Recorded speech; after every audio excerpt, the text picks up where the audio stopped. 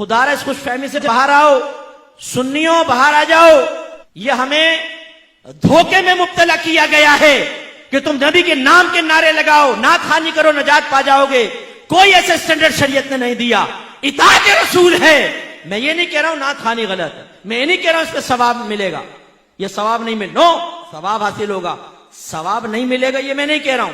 لیکن ان سے مطمئن ہو کے سوچنا نبی کی مانو نہ مانو ہمیں جنت مل جائے گی. میدان معاشر میں پہنچیں گے تو فرشتے آئیں گے، حضور ٹنڈن سنی صاحب آپ یہاں کھڑے، جنت تو آپ کا انتظار کر رہی ہے. اور یہ مٹکتا ہوا جھومتا ہوا سیدھا جنت میں چلے جائے گا. مفتی صاحب لائن میں لگے ہوئے ہیں، یہ پپو نکل جائے گا وہاں پہ، کیونکہ ہر رات یہ نعت خوانیوں میں بیٹھا کرتا تھا. بھائی قل ہاتوا برہانکم ان کنتم صادقین، لائیے اگر آپ کے پاس دلیل ہے تو پیش کر دینا. سوائے آپ کے حسن زن کے کیا ہے؟ آپ کہیں گے جی ہمارا حسن زن ہے، اللہ کرم فرمائے گا. آپ کے حسن زن کی طرح تو کافر بھی حسن زن رکھتا ہے. ہندو بھی کہتا ہے بھی میرا حسن زن ہے، میری بتوں کی عبادت سے اللہ تعالیٰ مجھے نجات دے گا. کرسچن بھی یہ کہتا ہے عیسیٰ علیہ السلام کو میں اللہ کا بیٹا مانتا ہوں، اللہ مجھے نجات دے گا. حسن زن پر فیصلہ نہیں ہوتا، ورنہ تو ہر ایک حق کہلائے. دلیل پر فیصلہ ہوتا ہے. آپ مجھے دلیل دیجئے کہ آپ نماز نہ پڑھیں، آپ جھوٹ بولیں، آپ غیبتیں کریں، آپ لڑکیوں کے پیچھے بھاگیں، آپ فحاشی کریں، آپ گندی گالیاں بکیں، آپ ہیروئن پئیں، آپ سگریٹیں پئیں، آپ نشہ کریں، آپ ماں باپ کی آنکھوں میں آنکھیں ڈال کر بدتمیزیاں کر کے ان کو ان کی کمزوریوں کا احساس دلائیں، اور صرف نعت خوانی میں بیٹھے آپ کو نجات مل جائے گی. لائیے دلیل اس پہ پیش کیجئے. میں یہ بیٹھا ہوں، لاؤ دلیل لے کر آؤ یہاں پر کہ آپ کا جلوس نکالنا آپ کو نجات دے دے گا، لائٹنگ کرنا آپ کو نجات دے دے گا. غلط. اگر کسی نے آپ کو ذہن بنایا ہے، کسی نعت خوان نے ذہن بنایا ہے کہ آپ سرکار کی محفل میں بیٹھے ہیں، اور جو سرکار کی محفل میں آتا ہے سرکار بروز قیامت اس کو سینے سے لگا کر جنت میں لے جائیں گے، آپ کے اوپر واجب ہے آپ اس نعت خوان کو بعد میں روکیں اور کہیں اس پہ دلیل پیش کرو. ٹھیک ہے ہم تمہاری بات مانتے ہیں. نہیں مانتے مفتی صاحب کی بات، وہ ڈانٹ کے چلے گئے، سخت لہجے میں گفتگو کی. تم نے بڑی پیاری بات کہی، لاؤ دلیل دو. جب تک نعت خوان دلیل نہ دے بند کر لینا اس کو گھر کے کمرے میں. بولنا کہ نہیں جانے دیں گے. تم نے کیسے دھوکے میں مبتلا کیا؟ تم نے ہمیں نمازوں سے دور کر دیا، تم نے تقوی سے دور کر دیا. حرام کھا کھا کر نعت خوانیوں میں آ کر بیٹھ کر ہم سب سمجھتے نجات ہو جائے گی. کیسے ہو جائے گی؟ جو حرام مال کے ساتھ حج کرے نبی کریم فرماتے ہیں اللہ اس کا حج قبول نہیں کرے گا. ایک روایت میں فرمایا ایک شخص ہاتھ اٹھا کر اللہ کی بارگاہ میں دعائیں کرتا ہے، گڑ گڑا کر دعا کر رہا ہوتا ہے، لیکن اللہ تعالیٰ اس کی دعا کیسے قبول کرے؟ اس لیے کہ اس کے جسم پر حرام ہے، اس کے پیٹ میں حرام ہے، تو اللہ کیسے اس کی دعائیں قبول کرے گا؟ یہ آپ کی شریعت یہ ہے. ہمیں خوابوں میں مبتلا کیا گیا ہے.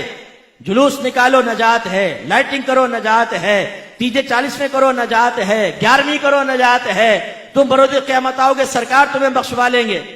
یقیناً میرے آقا شفاعت کریں گے، انکار نہیں. لیکن جب ایمان بچا کر لے گئے تو ایمان ضائع ہو گیا گناہ کر کر کے، پھر تو کافروں میں پھر شفاعت نہیں. اور فرض کر لیں ایمان بچا کر لے گئے اور گناہوں بھری زندگی گزاری، سرکار نے شفاعت فرمائی، یہ یقین لے کر گئے، یقین رکھیں اس کا انکار نہیں. لیکن کیا یہ بہت بڑی بے مروتی نہیں ہوگی کہ ہماری ہر طرح کی گندگی کے باوجود سرکار میدان معاشر میں سینے سے لگائیں؟ کیا پھر ہمیں نبی کریم کے ساتھ یہ رویہ رکھنا چاہیے صرف اس بھروسے پہ کہ سرکار ہمیں بخشوا لیں گے ہم ان کی نافرمانی کرتے چلے جائیں؟ غلط بات ہے. یہ میں اسی لیے دل چلاتا ہوں جتنے نعت خوان جن کو آپ نے دین کا ٹھیکیدار سمجھا ہوا ہے نا کہ یہ ہمیں جنت تک پہنچائیں گے، ان سے آپ شرعی مسائل معلوم کر لیں، ان تک کو پتہ نہیں ہوگا، ان کے گھر میں ان کے ازواج کو پتہ نہیں ہوتا ہے. سب کی بات نہیں کر رہا ہوں لیکن اکثر کو میں جانتا ہوں. ویسے آ کے ایسا آپ کے سامنے شعر پڑھیں گے جیسے دین اگر انہی کے درس چل رہا ہے، ورنہ یہ نہ ہو تو دین ہی ٹھپ ہو جائے گا. تکبر کا عالم یہ ہوتا ہے کہ بڑے نعت خوان وہ کبھی آپ نے نہیں دیکھا ہوگا کسی عالم کا ہاتھ چومتے ہوئے، اتنے متکبر ہوتے ہیں. یاد رکھیں نعت خوانی فی نفسی کوئی کمال کی بات نہیں. میں دلیل سے کہتا ہوں، دعویٰ کرتا ہوں، پورا قرآن پوری حدیث ایک آیت ایک حدیث لے آئے جو نعت خوان کے فضائل پر مشتمل ہو، لے کر آئیں.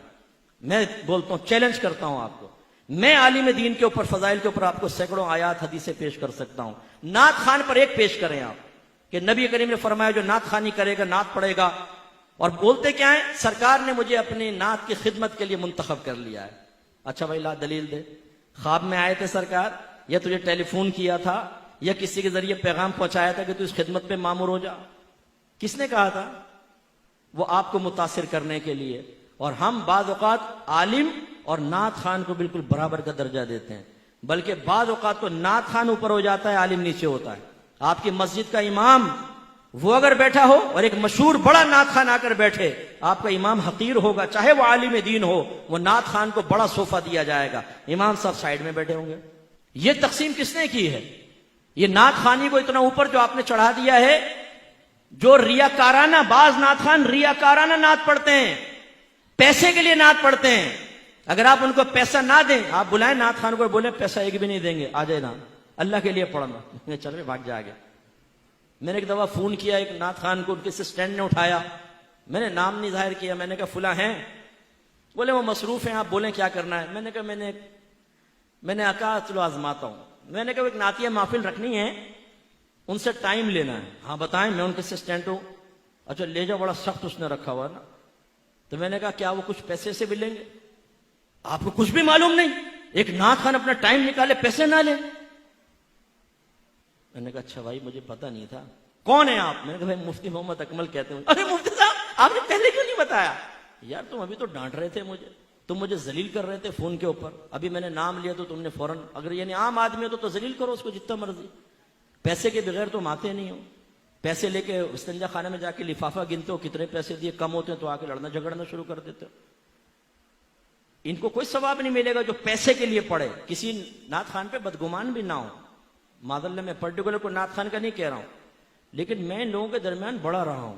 یو کے میں نے کتنے سفر کیے ہیں، یہ گاڑی میں سوتے رہتے ہیں نماز نہیں پڑھتے، جہاز میں سوتے رہتے ہیں نماز نہیں پڑھتے، لیکن وہاں جا کے جب نعت خوانی کریں گے، اوئے ہوئے ہوئے ہوئے، لگتا ہے پورا دین کا درد ان کے اندر آ گیا، روئیں گے اور یہ اور رلا دیں گے پبلک کو، اور نماز پڑھیں گے نہیں۔